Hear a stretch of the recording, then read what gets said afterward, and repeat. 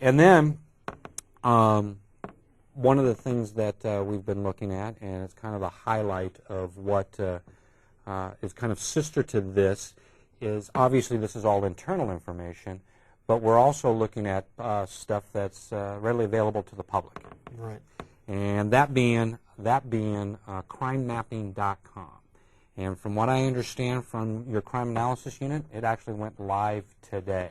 That's right. Did you want to talk about crime mapping a little bit? Because I think we have a video we'll show in a second, but why don't you go ahead and talk about it? I think it's very important, and when we talk about strategic directions, especially in light of our budget reductions, the community and public and their relationship and partnership with us becomes more critical than ever.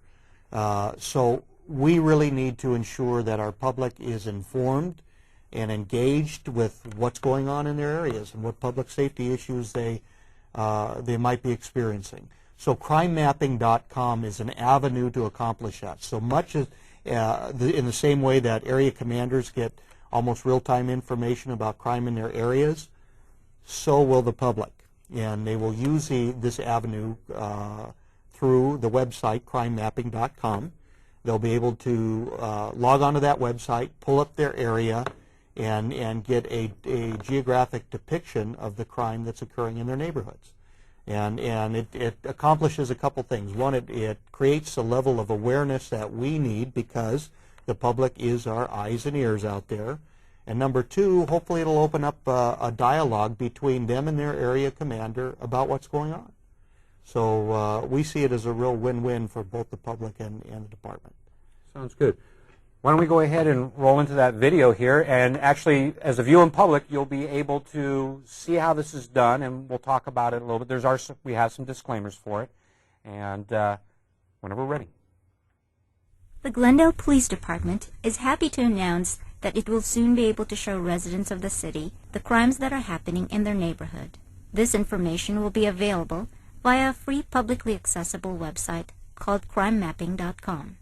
The site can be seen by typing in www.crimemapping.com. The site is easy to navigate. To start, just click California on the map to see a list of agencies and find Glendale Police, California. You will immediately see a map of the city populated with icons showing recent crimes. Clicking on any icon will bring up details about that incident. You can zoom and move around the map manually or enter a specific address in the search field above the map. Results can be filtered by crime type and date range. To determine which types of crimes you would like to see, click the Crimes Type tab. You can hover the mouse cursor over each icon to see the crime it represents. Icons can be checked individually, or you can select Clear All or Check All to change them all at once.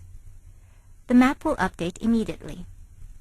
If there is a particular incident you are searching for and know approximately when it happened, click on the Dates tab. Simply select a start date and an end date, and the results will be restricted to that range. Please note, crimemapping.com only holds 90 days of information. Crimemapping.com can also show neighborhood crime trends in chart format. Just click the Trend Report button on the right side.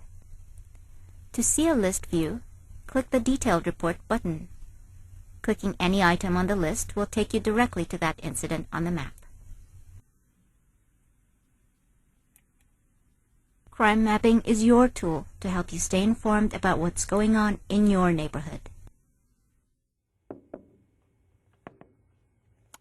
Well, I would hope and think that that's fascinating. I've actually pulled it up on my computer here, and if I can find Glendale, California, I'll click on that. And, you know, one of the things that some people first asked me when they first saw this, we'll let it load up here, is that, wow, there looks like there's a lot of crime or something there because of how populated it is.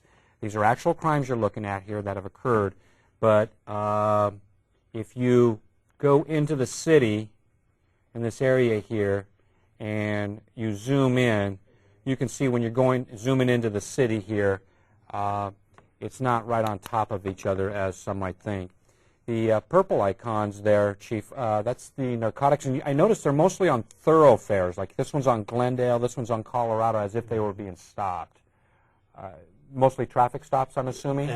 Absolutely. Many of our drug arrests, in fact, the majority of them, are actually self-initiated by patrol officers making traffic or pedestrian stops, and then either encountering symptomology or some other probable cause that leads them to the discovery of the narcotics. And then I'm going to slide this over here, and I'm going to go over to the city of Pasadena, and lo and behold, our neighbors to the east, they have crime after too? They do. They do. In fact, there's been a real regional effort to get everybody on the same format, so it gives the public a good opportunity to compare municipalities. And what is fascinating when you look at this and you compare the city of Glendale with the city of Pasadena, I will give that disclaimer here. If you notice, there are no narcotic arrest icons with the syringes like we have. Each agency, from what I understand, can dictate what they put on there? That's correct. And some agencies have decided only to do Part 1 crimes, which are the major, the 6 major crimes used for comparative purposes. We chose, however, after receiving public input, to put all the crimes out there.